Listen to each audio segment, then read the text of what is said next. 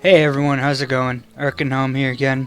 This week I am bringing you probably the last video from PAX East of this year, 2015. We are 5 months out, so I think it's enough stuff from PAX East. Want to go all Prime and all Australia from here on until a little after Australia and South starts getting ready. Today, this battle, it's kind of special to me. Obviously, as you can see, it includes me, but there's more backstory. The person I'm going against, Hazmat here, played Delectable Dan at PAX East. He was a gym leader, and him and I have a little bit of history now. Last PAX East in 2014, I was a challenger and he was a gym leader. He was Price from Gen 2, the Ice-type gym leader. And, you know, he's a big fan of Ice types. So obviously he had a team full of Ice types. And I'm going through the league, and first day is going great. I won my first 7 battles, and I was looking for, one more, close out the first day. And I see Price, his line doesn't look too long, so I go up to him, I get in his line, and I battle him. And we have a pretty good battle, but he's the first gym leader that weekend to beat me. So obviously I want to try and get my revenge. So I go in the next day, same team, because I'm confident in the team that I have, and I think that I could beat him if I played just a little bit smarter. So I go again, second time. Fortunately, he gets me again. So again, he's the only gym leader who's beaten me so far. So I'm like, alright, I'll try and get a third battle in with him. Want to let other people go and get their chance. I had managed to get my 8th badge, so I was on to the elites anyway. So I go through the league. I managed to get to the champion Saturday, and I beat the champion. Still undefeated, except for my 2 losses to Price. So the final day, I am getting some extra battles and trying to get extra gym badges. And I happen to be sitting near Price, and I'm not doing anything, waiting in line. Days pack is kind of closing up, and Price goes to me. He goes, "Are you free?" Because I have nobody. So I was like, "All right, sure." So I get the 3rd battle in. I change up my strategy a little bit, and sure enough, I'm able to beat him. And a pretty hilarious battle where my Tyrantar gets up to +6 attack and speed, and I switch out. This is kind of interesting. So that kind of formed a friendly rivalry in the PAX Pokemon League between us, which makes the experience even better in my opinion. So we always make sure to get a battle in whenever one of us has a new leader team. He was at Prime last year, so I challenged his team, and I managed to beat that team. So we tied up 2-2. So this match right here is the rubber match. It was the tiebreaker. Both have 2 wins. So we're going to see who can manage to get this. So I was looking forward to this battle going into it, and I'm looking forward to rewatching it again. Obviously, as you can see, he doesn't have all Ice types like he did his Price. And then he also had at Prime. He decided to go with Taste was his theme. So all of his Pokemon have something to do with taste or eating or whatever. So obviously, you can see I have my Lord of the Rings team, so this is a leader versus leader battle. And let's check it out.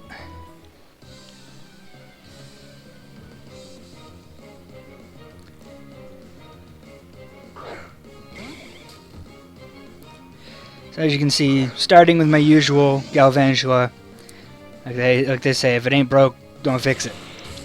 So he goes in for the Volt Switch, which is going to allow him to do a little bit of damage and get on out of there. The fact that he outsped my Galvantula tells me that he's probably Choice Scarfed. So I'm going to go for the Sticky Web here, which, as I've said before, helped out a lot at PAX East. And then I'm going to go for the Thunder Wave here, try and slow it down and get that paralyzed like I did there. I'll go for the Electro Ball. I go for Electro Ball over Thunder because with Tailwind, oh not Tailwind, I do have Tailwind on my team, but Sticky Web and Thunder Wave Speaking of Tailwind, here comes my Pokemon with Tailwind. It really slows down the opponent, so Electro Ball does more damage.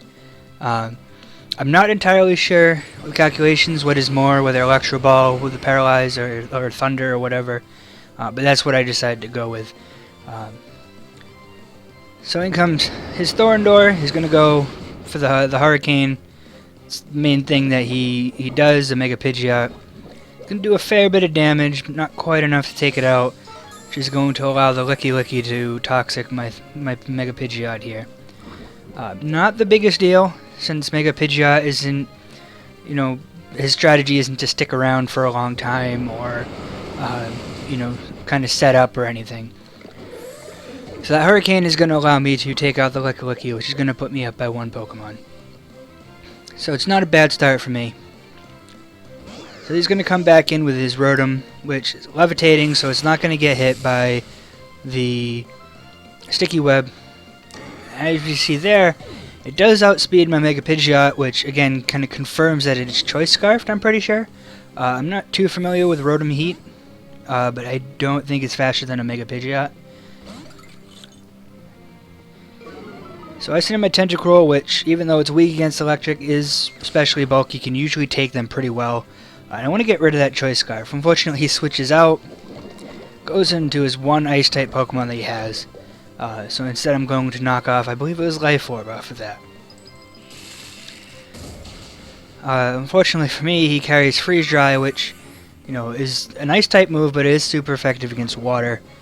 So it's kind of a way for Ice-type Pokemon to deal with water types. Like I said, it is especially bulky, so it's not going to do a whole lot. It doesn't even bring me down to half.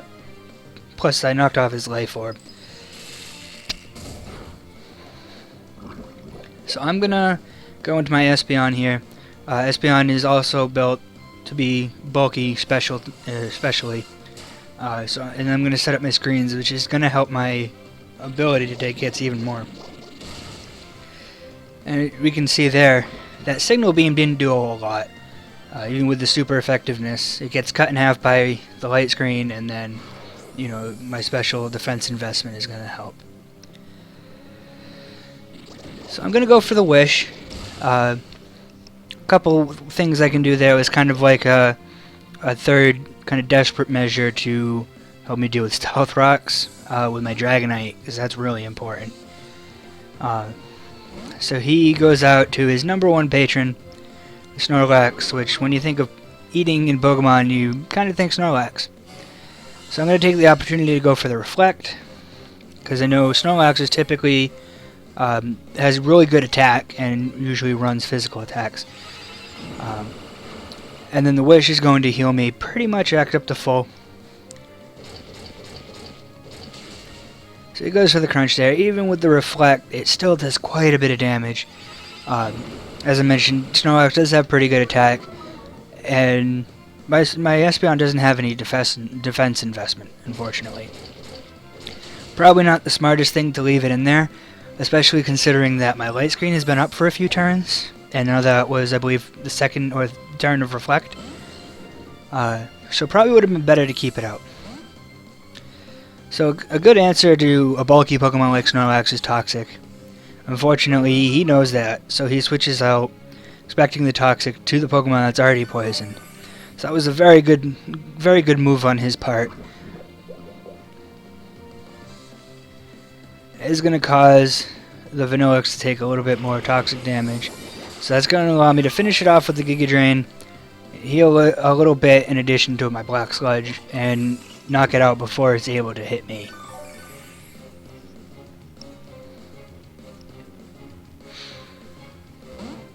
So he goes back into his #1 patron. Sticky Web's not going to affect his Snorlax too much because it's pretty slow to begin with. But that is going to allow me to Toxic it, which can be really big. The only thing is Snorlax can sometimes, he carries Rest, which will just completely get rid of that Toxic, which can be really annoying and can make Snorlax really difficult to deal with. So that Earthquake, super effective. Luckily I did have the Reflect up, so that is going to allow me to take it. So that getting that Toxicon was definitely worth it, even if he is going to Rest here, which I'm not 100% sure whether or not he is at this point. So I'm going to come in with my Arcanine, get the Intimidate. I know from experience that my Arcanine can usually take Earthquakes pretty well with the Intimidate. Unfortunately, I can't burn him to decrease his attack even more, but I think in this case the Toxic is more useful than the burn. So seeing how little that Earthquake did to my Arcanine, he's going to switch out, which is probably the good idea there. So I went for the Snarl, do a little bit of damage. So it, as you can see, doesn't do a whole lot. My Arcanine is meant to be defensive and is not supposed to be doing a whole lot of damage. So normally something like Swalot, I would want to go for the Toxic. Unfortunately, Swalot is poison type Pokemon, so he can't be poisoned, so I go for the burn. Figure might as well. And he's going to start cursing, which can definitely make the Swalot very scary. I have never faced a Swalot before, so not entirely sure what to expect from it. So I'm just trying to get rid of it as fast as possible. So you see here, his Swalot is the Pokemon that has Rest. Obviously, as you can see, it's bulky Pokemon, so he gets rid of that burn, which is going to be difficult. It's going to make it harder to get rid of the Swalot, because I'm not going to have that damage every turn. So you see, carrying a rest set instead of going for like a Chesto Berry to wake up, he runs Sleep Talk. He gets the curse there to raise his attack and defense more. But my Galvantula special attacking, and seeing how much I did to him last turn, he knows he's not going to be able to take another one. So it was a good move switching out on his part, even though he had the +2 attack and defense, because it wouldn't have mattered anyway.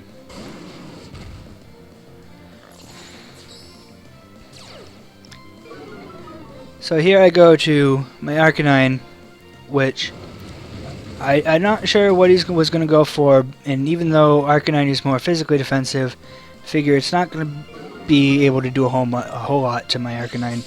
He's probably got Electric type and a Fire type move.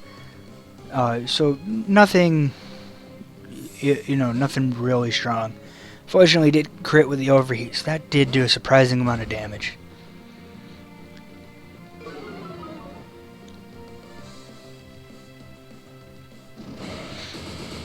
So he sends in his Snorlax. Fortunately, is not intimidated this turn, so that Earthquake is going to do more damage than usual.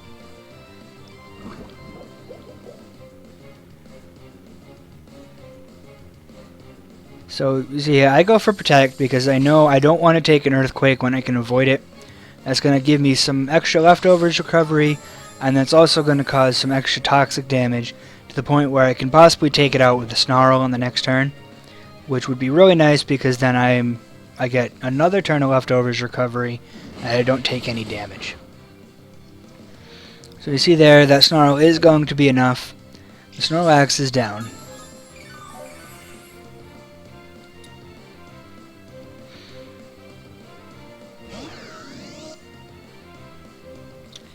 So you see here, he sends in his Rotom Heat, and he does, we see here, we knew it already, but he does have the Choice Scarf, and he's going to trick it onto me, which really is a good way to shut down my Arcanine. It is something that he is familiar with. He's very familiar with my Arcanine. And him usually being an Ice-type leader, it usually almost single-handedly shuts down his team. He obviously has some ways around it. Mamoswine in particular can be really strong with the ground type and the thick fat, although I don't carry a fire type move on this Arcanine. Or a special attacker can still do pretty well. Like he usually runs Lapras, which can do some damage against Arcanine.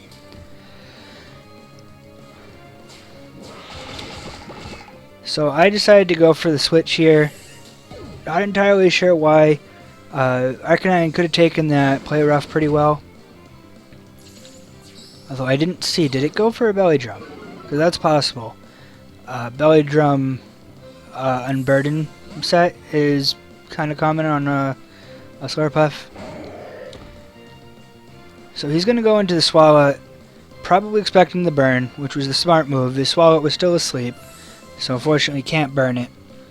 But that's going to force me to switch, which is also going to allow him an extra turn to wake up, not taking any damage. So he goes for the Sleep Talk, and he gets the return, the attacking move, which is a little unfortunate for me, but I do live with 3 HP. It's very close. So I go for the knockoff, because I want to get rid of whatever item it has. Unfortunately, the item it has is Rocky Helmet. So that's going to knock out my Tentacruel. And knowing he was going to wake up, because rest is a set amount of turns, he goes for the rest again.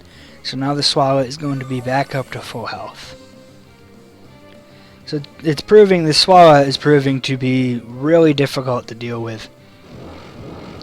So I come in with my Dragonite, do the typical Dragon Dance start. With the multiscale, he probably doesn't have anything that's going to one-shot Dragonite.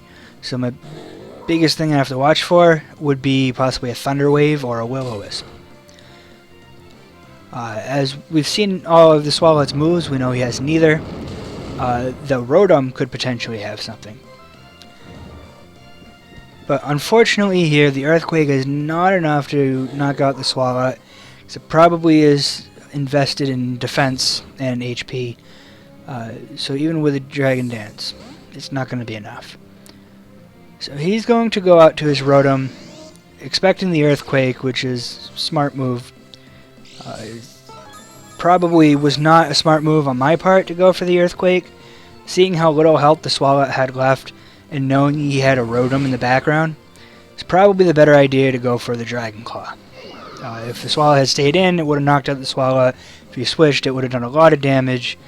Though he did have a Slurpuff, which may have made it better to go for the Fire Punch, just to be safe. But I do take out that Rotom, which is going to get rid of the risk pretty much for a Thunder Wave or a Burn. Fortunately, I don't have my multiscale intact, which is going to cause me to get finished off by this Play Rough. If I had my multiscale still intact, I probably would have survived that. That would have activated my weakness policy, and this battle would have gone completely differently. So I'm going to come in, knowing he's a physical attacker, I'm going to get that Intimidate off. So lower its attack. He's going for Drain Punch, which is going to allow him to recover some health. Now, I have the Choice Scarf at this point, so I have to pick a move, and I'm stuck with it. So I can't go for Will-O-Wisp, because I'm not going to be able to outlast, a couple Pokemon, especially with the Swallow in the background, with Rest. So the only choice to go with here was the Snarl. I believe that Arcanine is my last Pokemon, so I can't switch out. To reset it, I have no other options. No other Pokemon to try and deal with him. So I'm just seeing kind of what can do more damage, the Snarl, or can he heal more with the Drain Punch before I knock him out. And it kind of seems obvious here that I'm not able to out DPS the Drain Punch. At least not fast enough to knock out the Slurpuff before I get knocked out myself. So at this point, it seems kind of an obvious finish. We're kind of just playing it out here.